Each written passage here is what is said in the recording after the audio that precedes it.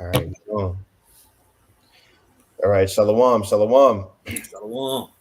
First and foremost, we want to give all praises, honor, and glory unto Yahweh, Bahashem, Yahweh Shai, Bahashem Rachakwadash. Double honors to the apostles and elders of Great Millstone, and peace and salutations to the elect.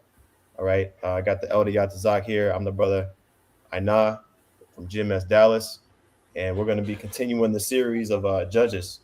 All right. Book of Judges. Last week we went into the tail end of the account for Samson, right? For Samson, and so these last 5 chapters pretty much go into the accounts that happened after Samson's life, um, and kind of between that and you got after this book, you got the book of Ruth, right, which was the uh, grandmother, if you would, of King David, right, and then you got after that uh, First and Second Samuel, which we already covered. So we pretty much, after these next couple chapters, we'll have covered the history from Israel entering into the land all the way up until basically King Solomon's rulership, because that was the beginning of First Kings. So without further ado, we're gonna go ahead and get into it. All right, Lord willing, this edifying, and again, this is Judges chapter 17. All right, this is Judges chapter 17, verse 1. It says, "And there was a man out of Mount Ephraim, whose name was Micah," and we'll get the name. And the common theme that you're going to see here, just like Judges chapter 1 and Judges chapter 2 talk about how Israel went a whoring after other gods. This is a very common thing that you saw. It was part of daily life. Um, and even with the situation with Gideon, the Lord called Gideon, and Gideon destroyed, I think it's what, Judges chapter 6. Gideon destroyed the image that was in his hometown, the idol of Baal that was in his hometown. That's why his nickname, if you will, was Jerubbaal, which in Hebrew is let Baal plead against him, you know, because he smote down the idol that was in the town square, if you will. Talking about Gideon. Now, this is another instance where you're going to see how idolatry was it was just a common part of life in Israel when we were in the land. Sometimes when we think about Israel, ancient Israel, us being in the land, you think, yeah, like we were just following the laws, everything was on point, everything was good. Like, nah, there's a reason why we were kicked out of the land and why we were constantly going through different captivities was because we were littered with other gods. Okay. And a matter of fact, that brings a precept to mind real quick. In Jeremiah, I believe. Let me see here. Yeah. Yep. This is Jeremiah chapter 11. All right. And I'll start at verse 11. It says, "Therefore, thus saith the Lord, Yahweh Shem Shai, behold, I will bring evil upon them." And you can read up to see why this is happening. Okay. Why this is prophesied to happen. "Behold, I will bring evil upon them, which they shall not be able to escape. And though they shall cry unto me, I will not hearken unto them." Right. And we're reading why. Like when you read Isaiah, Jeremiah, Ezekiel, Daniel, these chapters that go into Israel being judged and the Lord saying, "Nope, even though you cry unto me, I'm not going to hearken." The Lord had to get built up to this point of being fed up with us. And we covered the history of why of how we got to this point with the Lord. It was years, and I'm talking about hundreds of years of just Israel just being idolatrous. So now you get scriptures like this in Jeremiah, which is later on in our history, where the Lord said, "You know what? Enough is enough. Even when you cry unto me, I'm not going to hearken."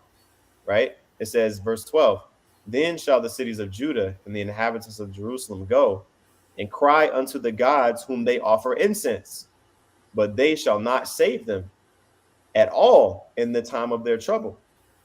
Right? So nothing is new under the sun, man.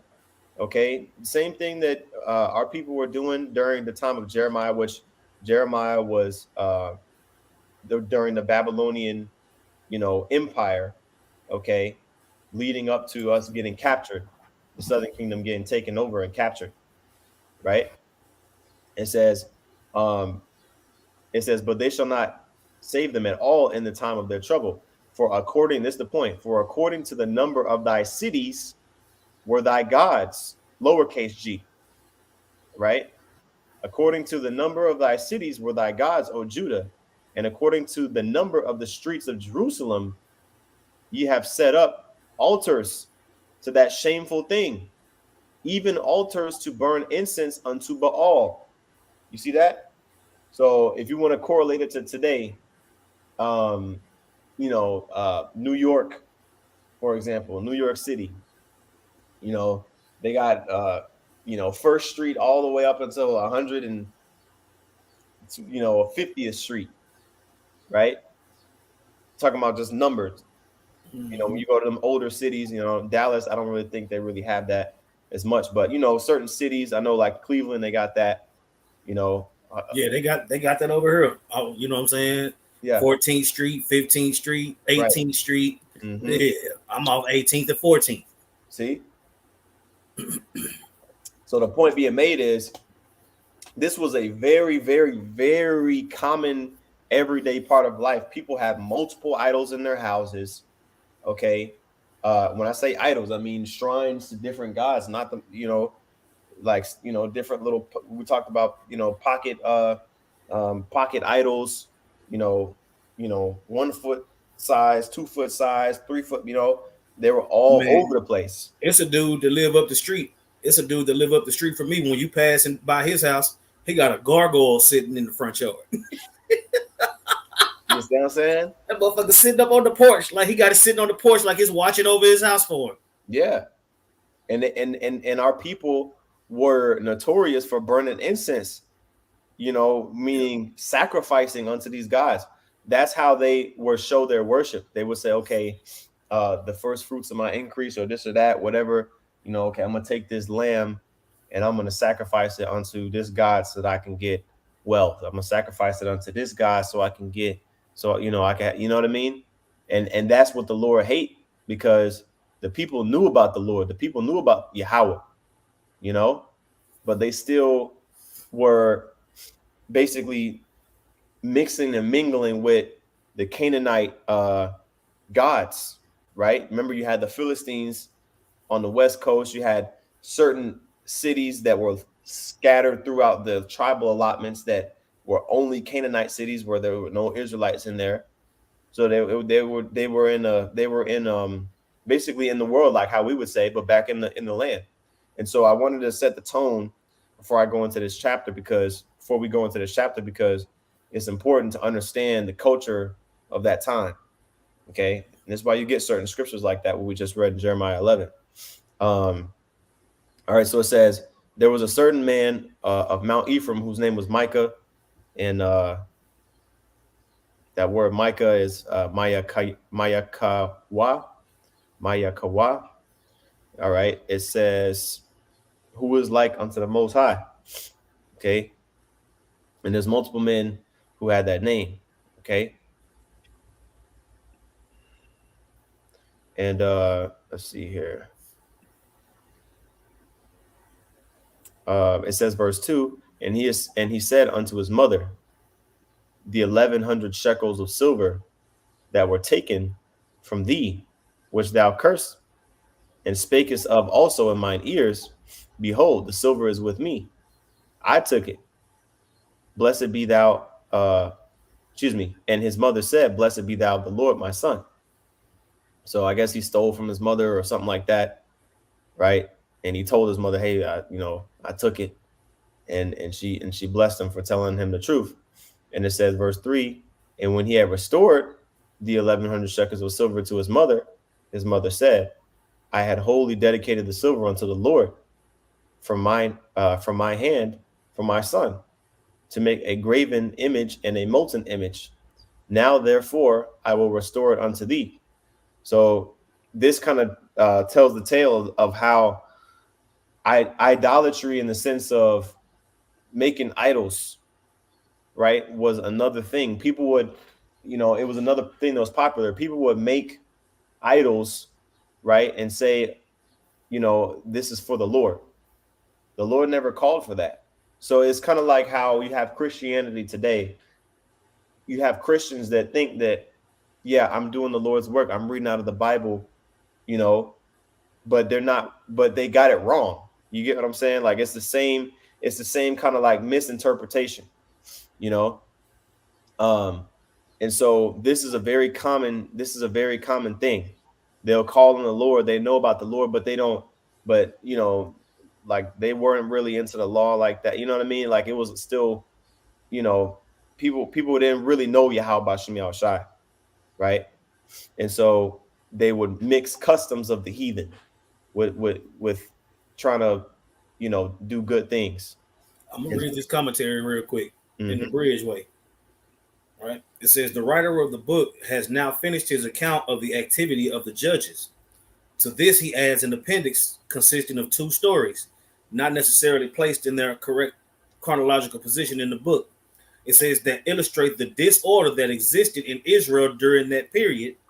The nation had no central government, and people in various tribes did as they pleased. And this is what you see an example of. mm-hmm, Just like you mentioned, if you correlate it to today, you got Israelites that know they're Israelites, but they worldly. mm-hmm. You Right, know, you right. got it. Yep. And it reminds me of this precept. Not everybody that calls on me and says, Lord, Lord, enter into the kingdom, right? Let's get this real quick. Okay. Matthew 7:21. I want that red letter. It says, not everyone that saith unto me, Lord, Lord, shall enter into the kingdom of heaven, but he that doeth the will of my Father which is in heaven. You see? So it's not just about calling on the name of the Lord, as you can see here. She said, Lord, all caps, Yahweh, right? She's using the name, but the actions are all wrong. That's why in the scriptures the Lord said, 10 Commandments, thou shalt not make any graven image, right? But this is what she did to and say that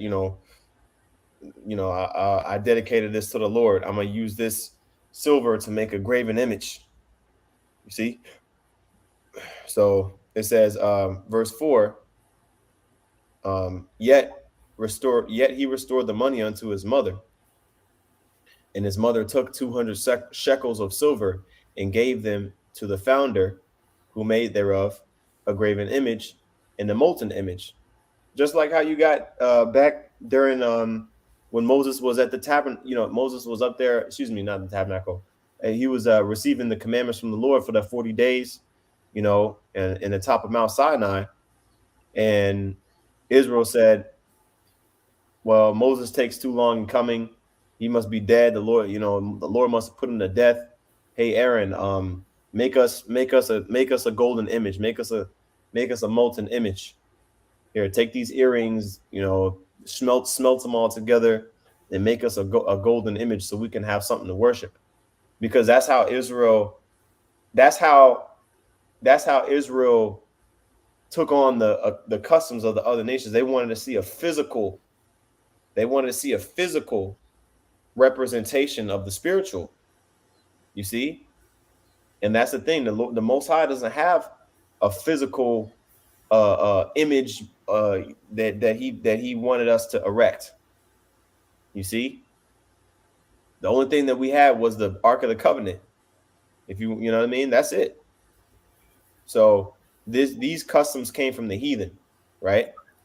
And says, they made thereof a graven image and a molten image, and they were in the house of Micah, right? And the man Micah had a house of gods. You see that? He said, you see, why did he have a house of gods? Because again, this was a common practice. You know, it was like kind of a way. It's like damn. I'm first thing to come to mind, kind of like a Jesus piece. Like how niggas wear they wear the gold chain, but it's like an idol of Jesus. Of Jesus. I've seen another chain somebody had, a Jake had, and it was Semiramis, Virgin Mary pendant on a neck. Man. You know what I'm saying? It's like I'm trying to make the connections from back then to today. You know what I'm saying? I'm trying to put the Yep. pieces of the puzzle so that way it clicks. Like, oh damn, those are idols. You know what I mean? People got tattoos of Jesus on their arm, tattoos of the Virgin Mary on their or they sell that's their wallpaper. They got pictures of it in their house. It's the same thing. Candles and shit. Yeah, yeah, yeah. It's the same thing. Let me turn this back. Let me turn this light on real quick. Slide. It's the same. It's the same thing. Okay. So this man, he had some substance, and he made idols out of those precious metals, right? He had a whole house full of them. So he had some substance, right? It says, and he made an ephod, right? What's an ephod? The ephod, the original ephod that the priest had the 12 stones on there. They were all what? Precious stones. Let's look it up. The ephod, picture of one. Okay. I want to see a picture of the ephod. All right. Of course, there's no pictures where I want them. Here's one. But the real ephods was made out of gold, though. You know what I'm saying? Like they were set in gold, I should say. Okay, here's a good one. Here's a good picture right here. Damn, I can't get the internet to work today, I guess. Where was that one? Oh, I ain't gonna give up that easy. This one right here. I'm gonna just zoom in right here. So you got the breastplate with the 12 stones, okay, ephod, right? So he had various different things, right, that mimicked the priests, okay, various different things that mimic the priests. When you go back here, okay, it says in Wikipedia, ephod was a type of apron that, according to the Bible, was worn by the high priest, an artifact and an object to be revered in ancient Israelite culture, and was closely connected with oracular practices and priestly ritual. So you had the priest that was basically commanded to wear the ephod, okay. But this man, he was a Ephraimite, which the priests were Levites, right?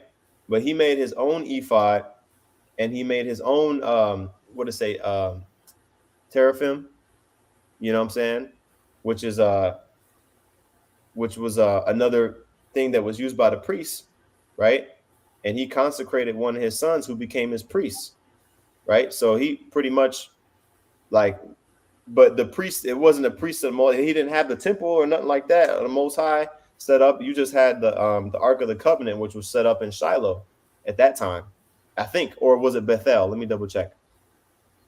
Kind of bouncing around a little bit, but I'm gonna get back to it. It was set up in Bethel at that time, and then during the time of Judges, the Ark was relocated to Shiloh. Okay, so it was either in one of these two cities, right? Either Bethel or Shiloh. Kind of moved around during time, but it was either in one of these two cities, right?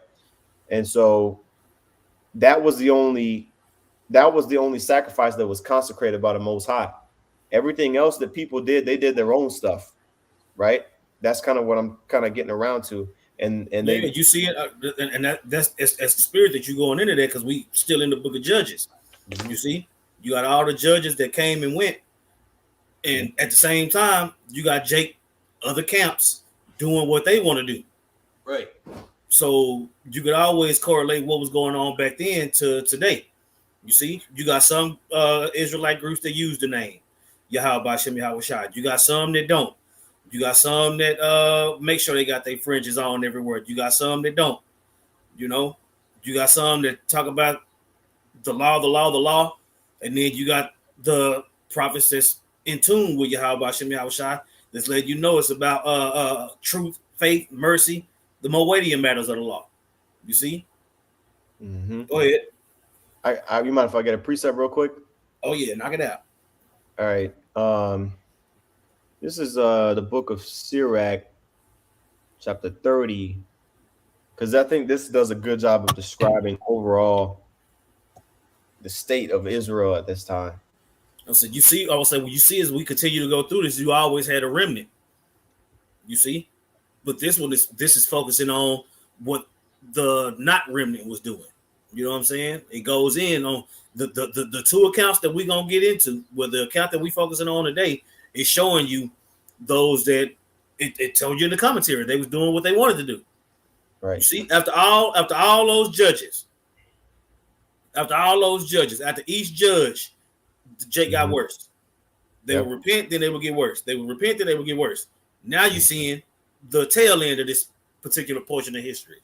Mm-hmm. And it's going to But continue to get wild. You got it? yeah, I was gonna say, it doesn't like really specify when exactly this happened during the, during the time frame of the first judge to the last judge. It could have happened in one of the periods where, like, it doesn't really write much about a particular judge or whenever the time was, because I think these last chapters, they may have happened maybe a little bit earlier, than Yeah, it don't after specify. Samson. You know what I'm Yeah, it saying? don't specify. It just tell you it was during the time of judges. Right, right. So with this precept here, I'm gonna get it real quick. This is Ecclesiasticus chapter 30 and verse 8.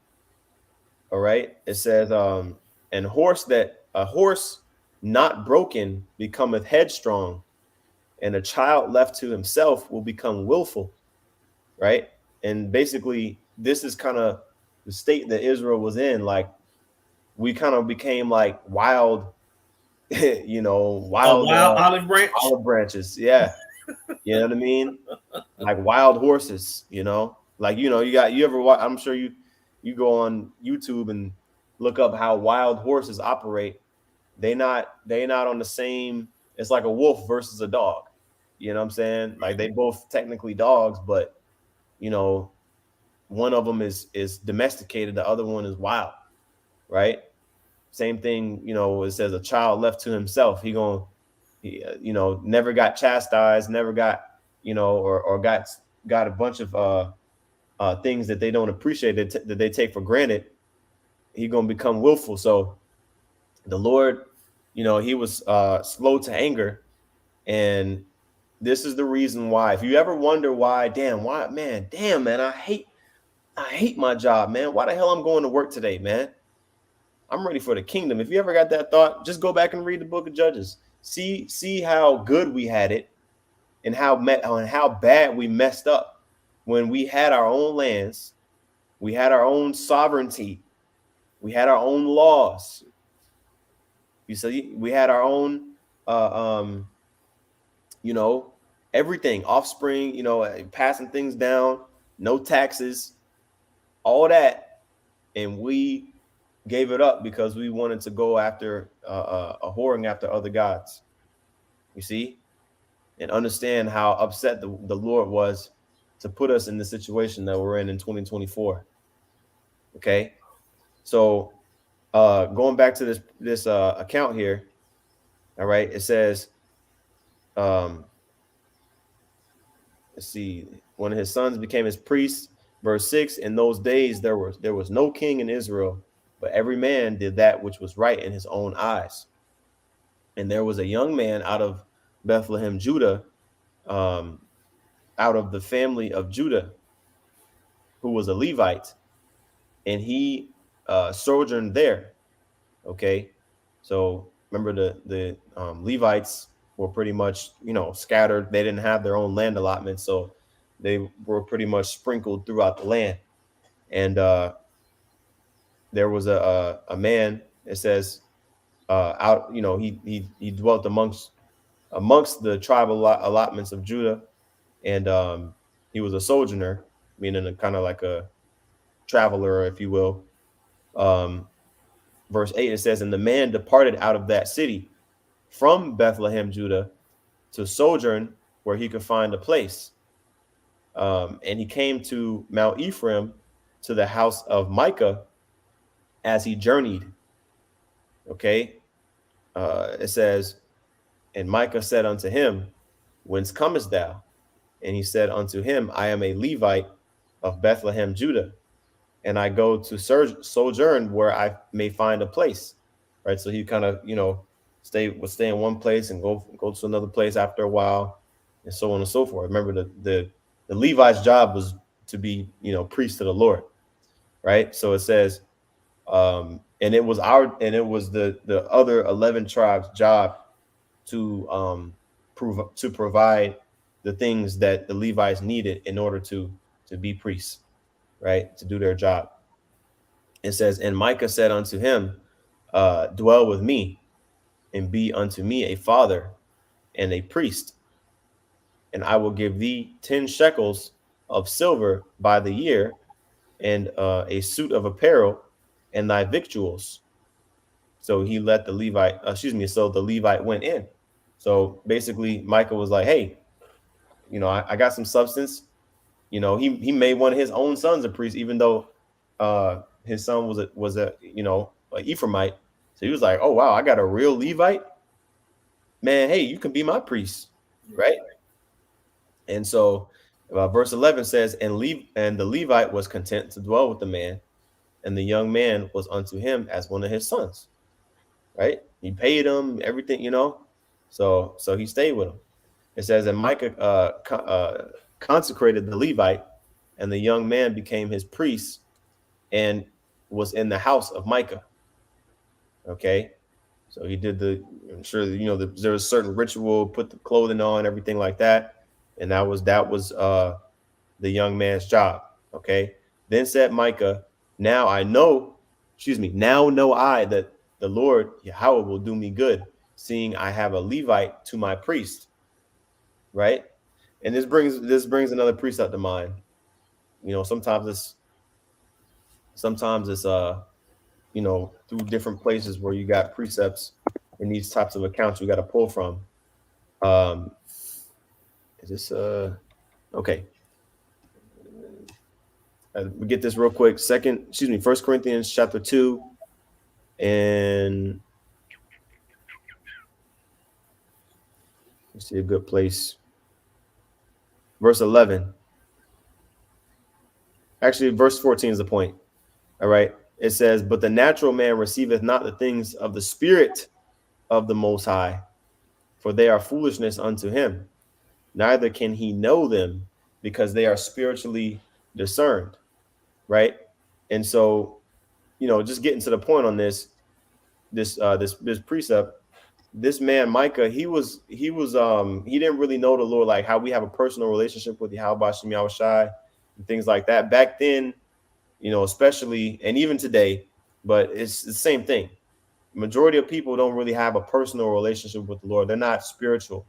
They kind of bank on like rituals and, okay, I got a raise this year, the Lord must be doing, he must be working. Oh, I got a new car this year. Oh, I got this new house. Yeah, the Lord's dealing with me. Which, though those things can be, I guess, signify that, yeah, the Lord, bless you with those things. That's really how, the only way that people would gauge that the Lord would be dealing with them, but would be from their carnal gain. Gain is godliness. Exactly. Oh, that's a great one. I can get that one too. Supposing that gain has got the water. Get that one, and then we'll go back. We'll continue in chapter 18. I can spell it right. I think here we go. First Timothy chapter 6. All right. And verse 5. All right. It says, perverse disputings of men of corrupt minds and destitute of the truth, supposing that gain is godliness, from such withdraw thyself. Yep, you see that all the time nowadays. It's proof that you were seeing it back then. Here's the proof that you were seeing it back then, and you can go to YouTube and see it happening now. Yeah. Gone. The water. Right. It says, but godliness with contentment is great gain, which contentment is what? Basically knowing that what you have at that current moment is sufficient. All right. You got to be satisfied, be in a state of happiness with, what your current situation is. Yep. With food and raiment, be there with content. See? So beautiful, right? So point was made on that. We'll jump to chapter 18. Let's see where we're at on time. 30 minutes are really in good pace. See how many verses? 31 verses. All right, this is Judges 18 and 1. All right, now I said this here is a continuation of the same account. That the Danites seek territory. Now, hope I didn't delete. I think I might. Okay, here we go. It's a good one right here. So this is where Dan was at.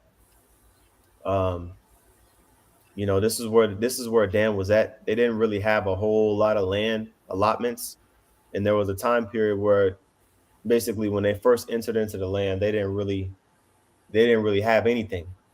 So they kind of sought out land for themselves. So this is you can see here, neighboring to Ephraim, right? So, but there was Danites that were like, okay, well, where we gonna carve out our piece of land from? And that was basically in this part that you see here. But there was a process to that. So we're gonna get that real quick. The account here, Judges 18 and 1. In those days there was no king in Israel, and in those days the tribe of the Danites sought them an inheritance to dwell in. For unto that day all their inheritance had not fallen unto them among the tribes of Israel. You see, so this map that you see in here, excuse me, um, this is a good one too. But this map that you see here shows the how Dan got this this portion of land, because up until this account that we're reading, the Lord had called out this part goes to Asher, Naphtali gets this part. You know what I'm saying? They would agree amongst themselves, but the Lord would also uh he would also signify which tribes get certain areas, but Dan was not mentioned, as far as what land allotments they would get. So they went out to seek their own land. All right. And it says in verse 2, and the children of Dan sent of their family 5 men from their coasts, men of valor from Zorah and from Eshtaol, to spy out the land and to search it. Okay. Let's see here. And they said unto them, go search the land. Who, when they came to Mount Ephraim, to the house of Micah, they lodged there. Okay. And when they were by the house of Micah, they knew the voice. They knew the voice of the young man, the Levite, and they turned in thither. So basically, he called out to them and said, "Hey, y'all good?" And they came in. Right? It was what said 5 men, so it wasn't a big group of men, right? And it says, and they turned in thither, and said unto him, who brought thee, who brought you here, basically, right? Who brought you here? Who brought thee hither? And what makest thou in this place? And what hast thou here? So they were asking, hey, like, what you doing here? Like, you a Levite, or what's going on? What's the deal? And he said unto them, thus dealeth Micah with me, and he hath hired me, and I am his priest. And they asked him counsel, uh, and they said unto him, ask counsel, we pray thee, of the Most High, that we may know whether our way which we go shall be prosperous. Right? Because they were sent to spy out the land. Those 5 men were asking, hey, look, it was custom, ask when you ran into a Levite, you knew you was dealing with a priest back Right. then. So they're like, oh shit, okay, the Lord's favored us today. So sir, can you ask of the Lord? can you ask the Lord, if our journey is going to be prosperous or not, right? And the priest said unto them, Go in peace. Before the Lord is your way, wherein you go. Okay, basically saying, yeah, you good. You know what I'm saying? The Lord's with you guys, right? Verse 7. Then the five men departed and came to Laish and saw the people that were therein, how they dwelt careless after the manner of the Zidonians, quiet and secure. Now, I want to pause real quick. I want to see what this says here. Okay, this is great.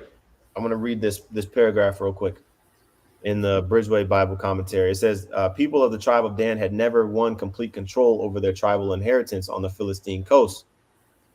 Squeezed between Israel's two most powerful tribes, Judah and Ephraim, they pushed back from the coast by the Philistines and the Amorites.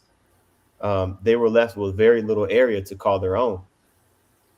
They therefore sent a group of representatives to look for a better dwelling place elsewhere.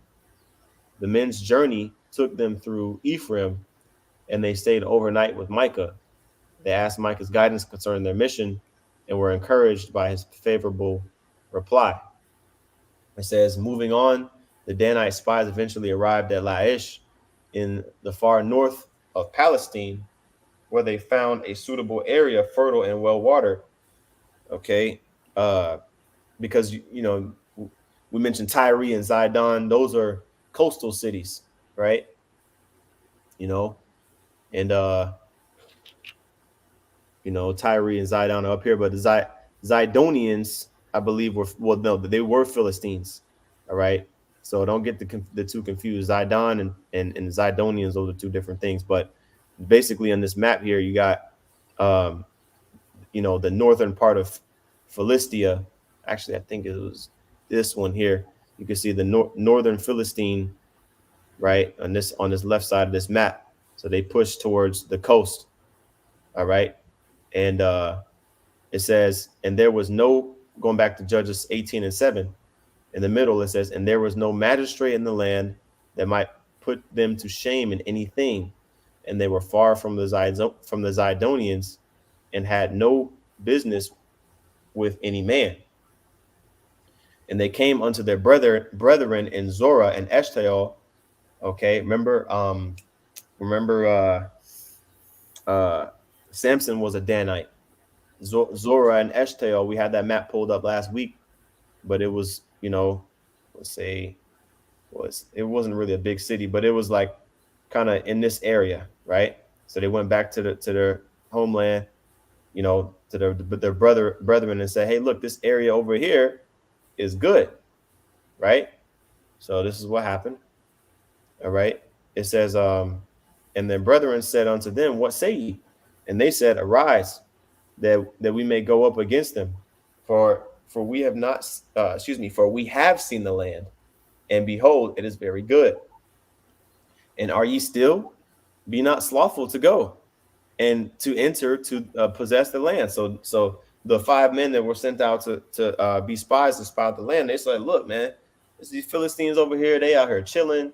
There's plenty of room for us. You know what I'm saying? Yo, hey, we need to come back. We need to go out there and conquer right now, right?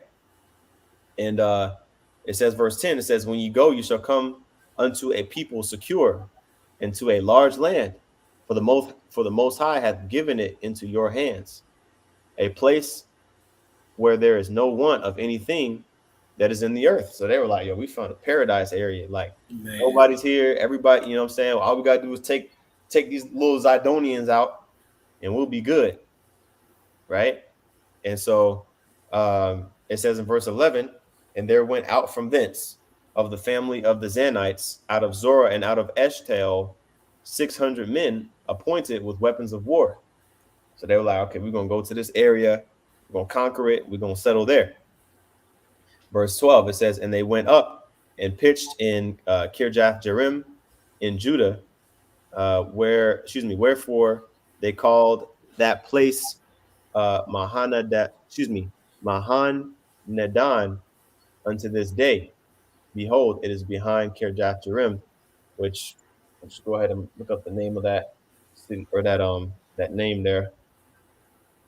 Uh, Strong's H 4265. Machana Dan. Machana Dan. Camp of Dan. Campsite of Dan. Okay. So that's where they camped out before they went to take out the take that land that was right there. It says, and they passed thence unto Mount Ephraim and came unto the house of Micah.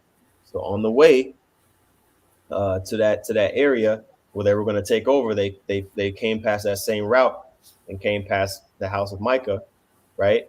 Who was an Ephraimite. And it says, then answered the 5 men that went to spy out the country of Laish, right? Which I think that was on this map, if I'm not mistaken. Oh, that's Joppa. Okay, take that back. All right. So it says, um, and they said unto their brethren, Do ye know that there is in these houses an ephod and teraphim and a graven image and a molten image? Now therefore consider what ye have to do. Right. So the 5 men that were sent to spread out to spy out that land, they were like, hey, by the way, we stopped by in this house. There's a priest in that house. You know what I'm saying? And there's ephod, for a priest. And, I know we going out to war. I mean, we're going out to war. You know what I'm saying? We might as well check and see like what's going on with the priest in this house. He got the teraphim, the ephod. He can inquire of the Most High. We inquired of the Most High of him, and they got graven images in there, molten images. We should stop by this house real quick, right? And so that band of 600 men said, "All right, cool," right? So verse 15, and they turned thitherward and came to the house of the young man, the Levite, even unto the house of Micah, and saluted him, right? And the 600 men appointed with their weapons of war were with the children of Dan, stood by the entering of the gate. So imagine, you know, you let five wayfaring men come in, one day, and then he come back a couple days later with 600 men, ready to go to war. You know what I'm saying? Like whatever they request, you're not going to be able to defend, right?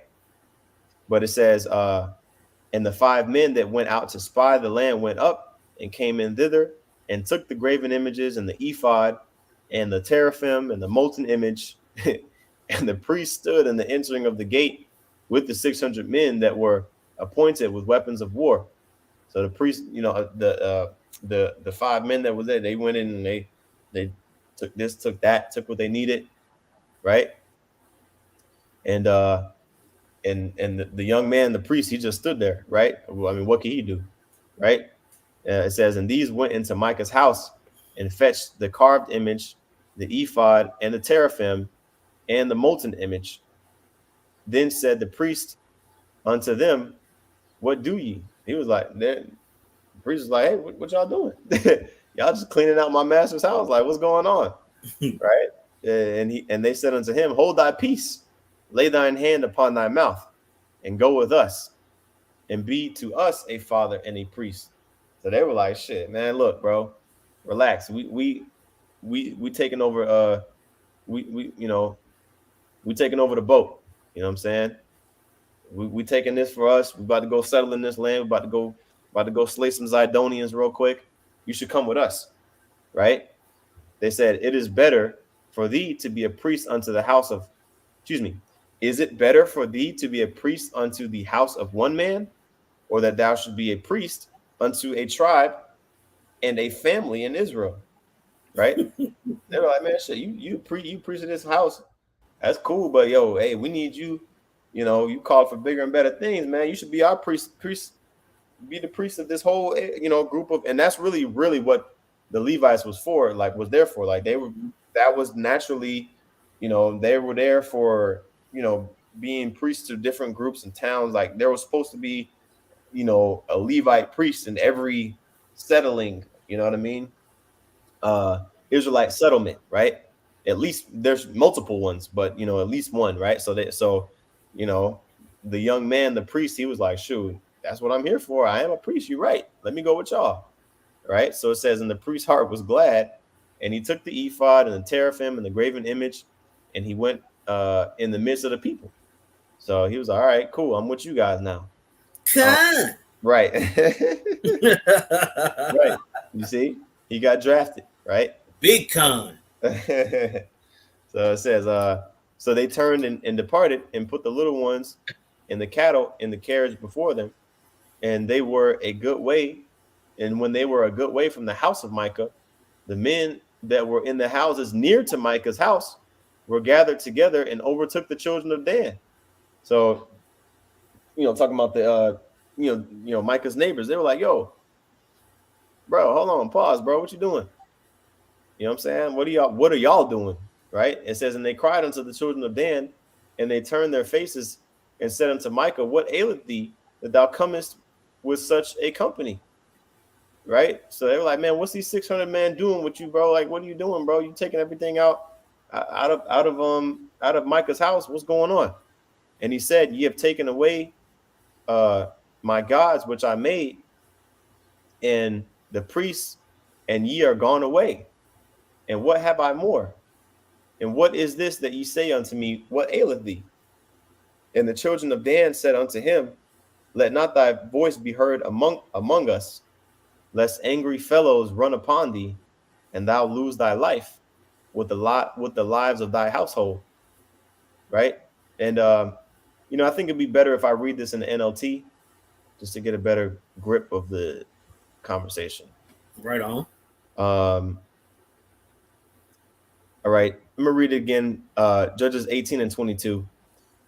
It says, when the people from the tribe of Dan were quite a distance from Micah's house, the people who lived near Micah came chasing after them. They were shouting as they caught up with them. The men of Dan turned around and said to Micah, what's the matter? Right? So Micah was amongst this group, seems like.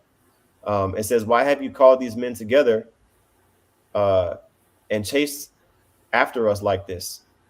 All right. It says, why do you mean? What's the matter? Micah replied, you've taken away all the gods that I have made and my priest, and I have nothing left. So yeah, Micah called his neighbors, and they all, what I'm saying, was trying to catch up to him and get their stuff back. Right. And the men of verse 25, and the men of Dan said, watch what ye say. There are some short-tempered men around here who might get angry and kill you and your family. So the men of Dan continued on their way. So basically, you know what I'm saying, Micah couldn't do shit. You know what I'm saying, right? It says when Micah saw that there were too many of them for him to attack, he turned around and went home. So the Lord cleaned out all the idols that he had in his house. You know what I'm saying? And oh man, that reminds me of that parable that Yahweh talked about, that man. It said he gonna build up his storehouses. You know what I'm saying? Oh yeah, that food. Yeah, Yeah, your sword is required, Jack. yeah. Let me see if I can find that real quick. Con.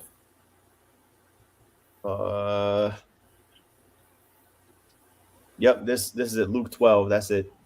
Luke 12, and I'll start at verse 16.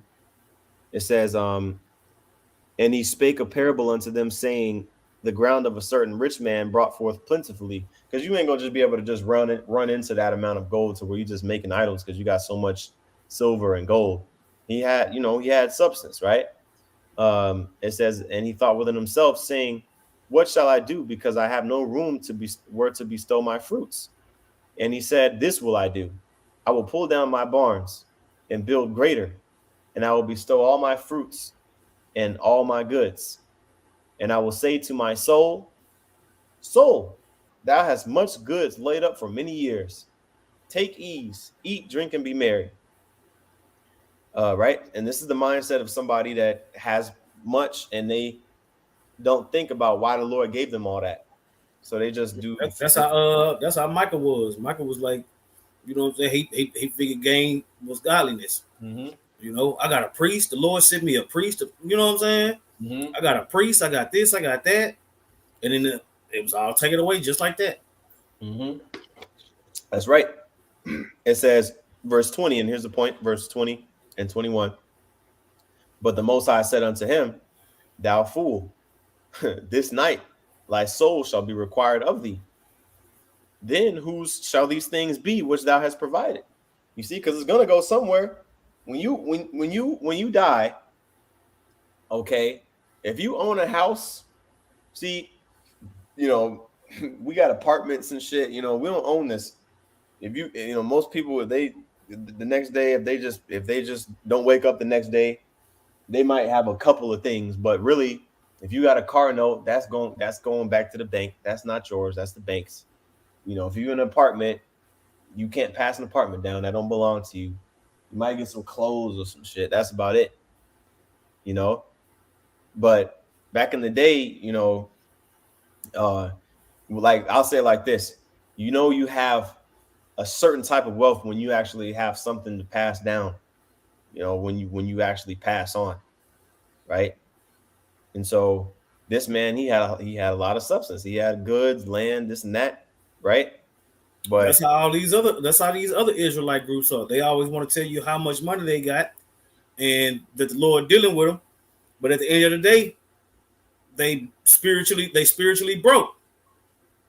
You know what I'm saying? Say store up your treasure. See all these, I would say, IUIC, Sakari, all these bag chasing Israelite groups.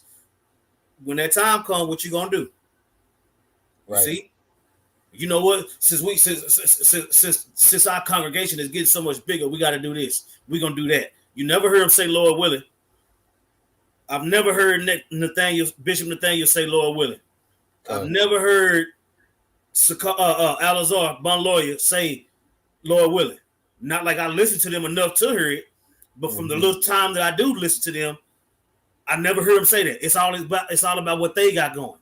You see, they not selling T-shirts for the they selling T-shirts to fill their own belly. They selling hats and fringes and garments and all these things to fill their own belly.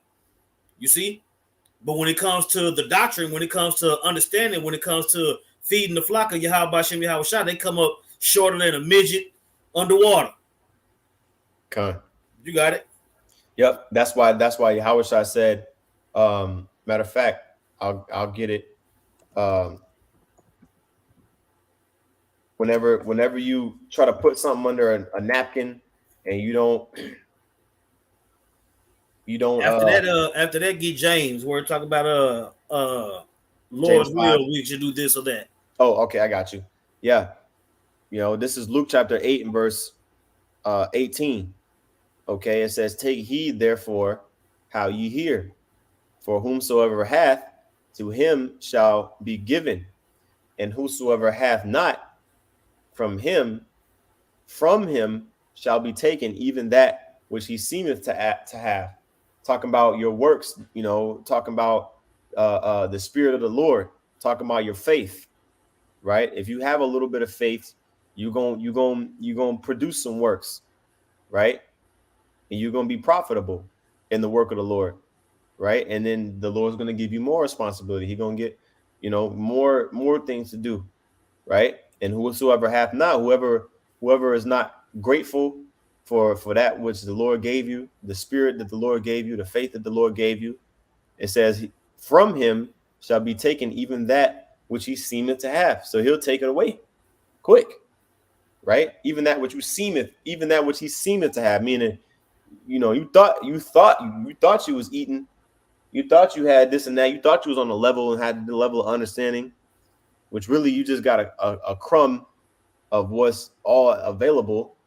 You know what I Yep. You mean? learned. You learned enough. You learned enough to teach a little bit, and then it just got out of hand from there.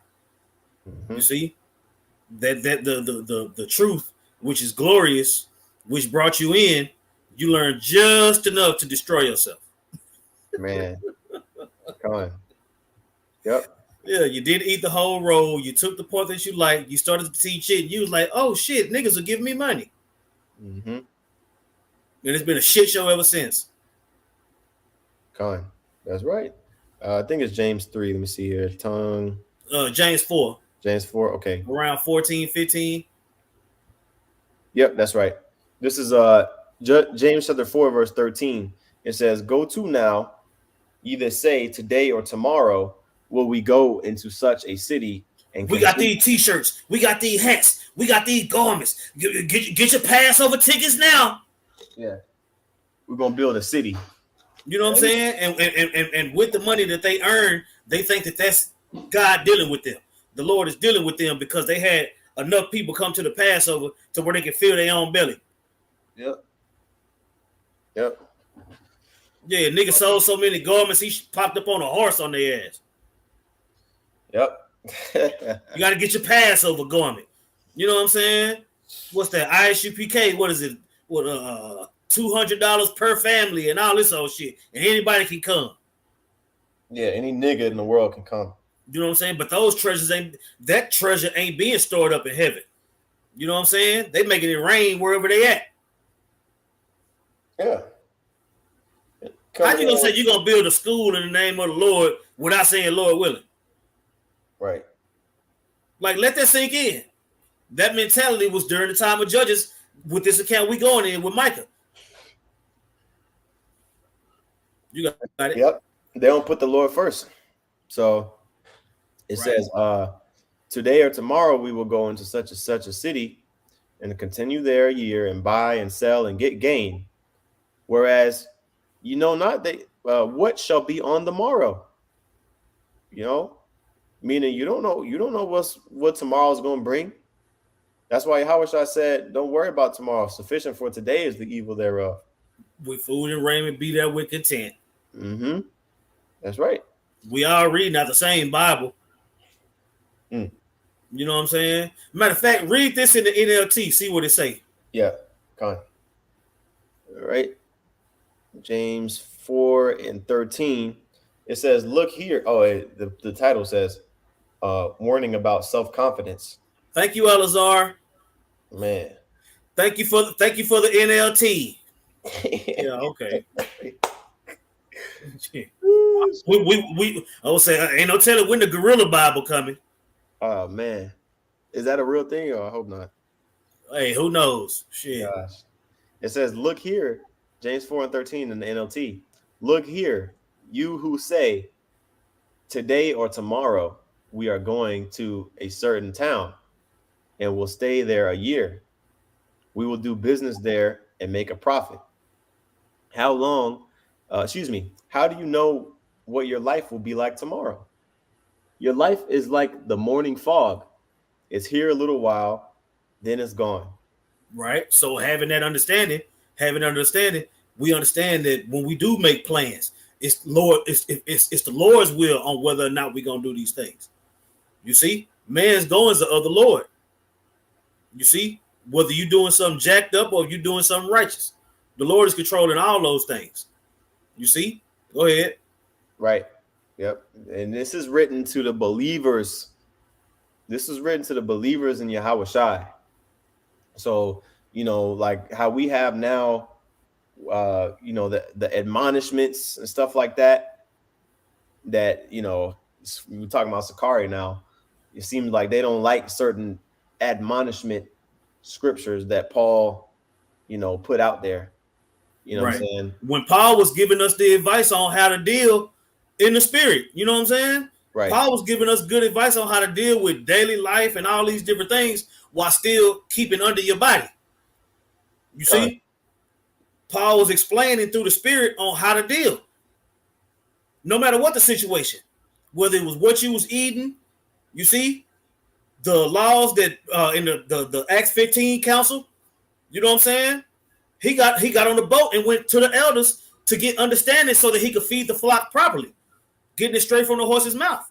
You got it. Khan. It says, verse 15, what you ought to say is, if the Lord wants us to, we will live and do this or that. Lord willing. Hey, brother, I'm about to jump in the car. Lord willing, I'll see you in a minute. Mm-hmm. Lord willing, I'll catch you at camp Friday. That's right. Right. And anybody, you always got to acknowledge that it's up to the Lord. You got it, Salaki. That's it. You hit the nail on the head, Zaquan. Again, because you got people they kind of cringe at, like, when we say Lord willing or Abaratazah, you know what I'm saying? It's like, damn, nigga, like, you don't believe in the Lord? I'm talking about people in the world. You know what I'm saying? Mm-hmm. I mean, we don't say, I personally don't say Abaratazah to somebody in the world, but maybe like if you're having a conversation, like, with your family, you're like, yeah, Lord willing, I'll be able to attend this gathering or go and do this, or, you know what I mean? And that's like, Lord willing. That's how far removed we are from the spirit. You know what I mean? These people in the world, Mm-hmm. right? But this is the scripture here, verse 16. Otherwise, you are boasting about your own plans, and all such boasting is evil. Let that sink in. That's it. Let that sink in. Those couple verses right there, that's a lesson in itself. Heavy, yeah. Uh, You know, yeah. right? Read the last one. Right. I'll read it again. James 4 and 16. Otherwise, you are boasting about your own plans, and all such boasting is evil.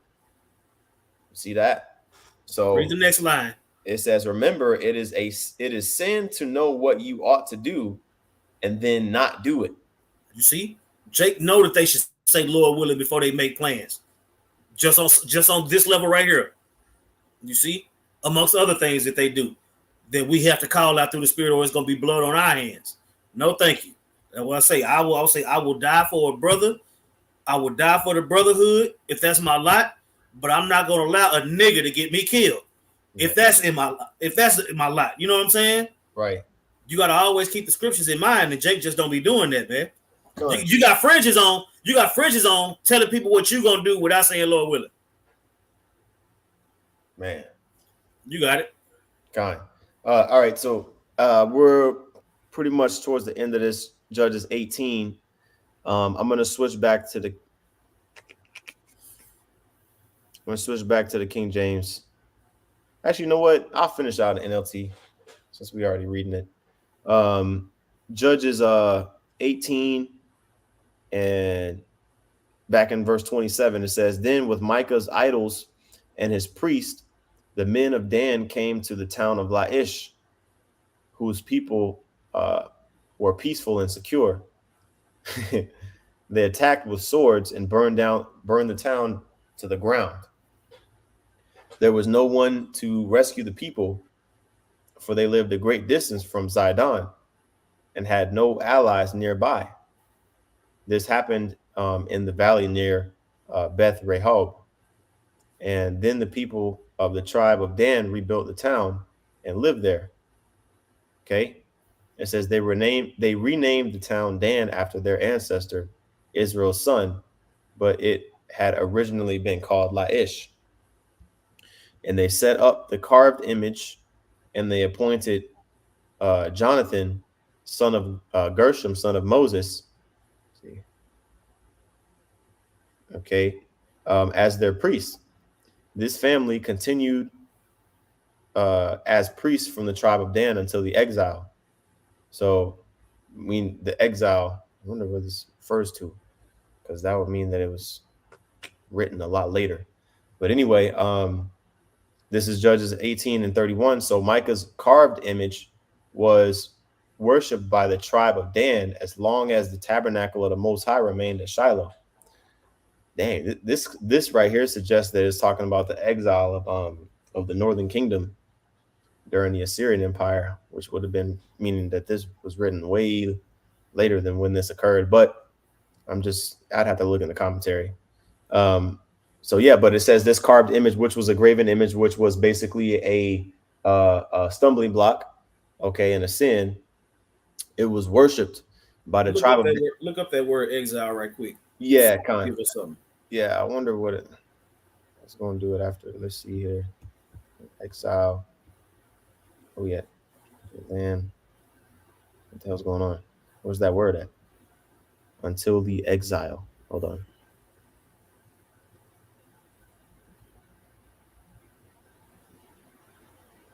Until the day of the oh, okay. I guess it says until the day of the captivity of the land. In here it says exile. Maybe that was Oh, this is an NLT. I'm sorry. I forget I'm reading the NLT. Oh In the yeah, King yeah, James version, it says until the day of the captivity of the land. So obviously those are two different words. yeah. I mean, I Okay. don't think we get much from that, but I would assume that's again I'd have to go back and look, but that kind of infers that that could be going into, I mean, the captivity of the land. Like I don't know, we'll see. I mean, I don't know. It may could be going into the Assyrian Empire. We'll see. We'll go and link to it later, um, but it says so. Micah's carved image was worshipped by the tribe of Dan as long as the tabernacle of the Most High remained in Shiloh, which, according to this here, yeah, Shiloh. So the tabernacle of the Most High remained in Shiloh up until Samuel's ministry. Samuel's ministry. It says just prior to Samuel's ministry. Read this, zoom in here. Just prior to Samuel's ministry, the ark is carried into the battle near Aphek. When you read Samuel, First Samuel, what, chapter 2, you know what I'm saying? When the Ark of the Covenant was lost to the Philistines, it was taken from Shiloh into Aphek. Um, so yeah, so it's pretty evident that this chapter was written, you know, a decent time after it actually occurred. But that was the end of this chapter, chapter 18. And let's see, we're going for over an hour. Yeah, So because in the beginning of that commentary, it mentioned that these couple of accounts, it wasn't chronologically placed. So mm, yeah, you can do some digging. Yeah, you can do some digging on your own. Well, all of us can do some digging on our own to yeah, figure out, you know what I'm saying, what that is. We're not mm, gonna wing it. We're yeah, not gonna wing it. We just go, hey, we can all look it up. You know what I'm saying? mm, That's something we can learn as a group. right. Well, we got. I mean, you got. Let me switch back to the King James because you got the what's the names right here. I wanted to get one more other thing, but this right here shows the commentary. I like going into the David Guzik one. Sometimes he be on the good stuff. Let's see where into the mountains of Ephraim. Hold on, verse 30. Okay, until the day of the captivity of the land. Or image beginning. Okay,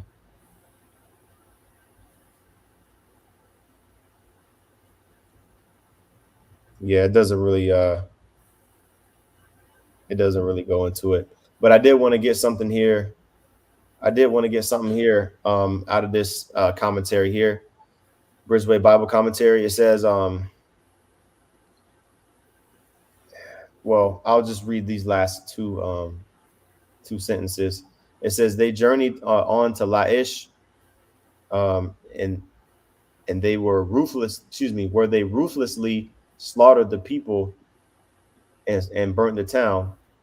Okay, it says they then rebuilt the town according to their own plans, renamed it Dan, and used Micah's priest and images to establish their own idolatrous religion. And that was the key point I wanted to get.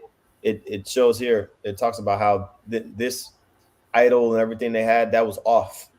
Mm-hmm. Okay, that was off. It says they established their own idolatrous religion. So these customs of um, saying that you're worshiping this and thinking that it's righteous and all that. This goes back way, way, way, way back, man. Okay, and it reveals who the young man was at the end of this chapter. That young priest. It didn't name him um, until verse 30, where it says Jonathan. That was his name. Okay, the son of Gershom, the son of Manasseh. Okay, um, and he and his sons were priests unto the tribe of Dan. Now it says in the NLT, the son of Moses. So I don't know what the hell. Let me look. Let me actually look at the Hebrew. Man. That's why we have the Hebrew. Let me see here.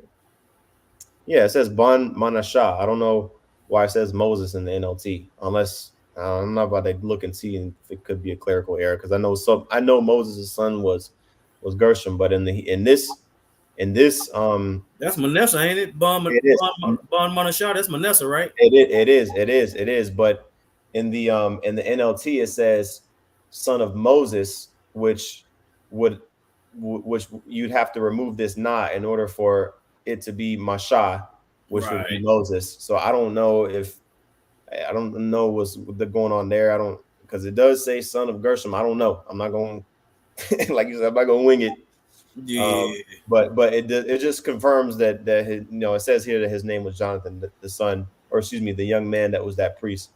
So I mean, Gershom wasn't, Moses' son wasn't the only Gershom to ever exist, Right. but I don't know why in the NLT it says son of Moses. I Because don't know. there's proof that you can't always go by that. Right. You know what I'm saying? You see that it looked funny in the NLT, so we went back to the KJV and then went back into the Hebrew. Yeah. You know what I'm saying? Instead of just leaving it for face value. Right. You know, Yeah. it's the spirit that happened on camera. You Yep. know, Yeah, Con. So anyway, I think that's a good I think that's a good stopping point right there. that's what's up. Hey, so with that, Lord willing, that was edifying. We want to give all praises to Yahweh, Bahasham, Yahweh Shai, Bahasham, Rahaha Wadash. Double honors to the apostles and elders at Great Millstone. Peace and blessings to the Akim, teaching about the mind Wa Mak. That's in sincerity and truth. Shalom. Shalom.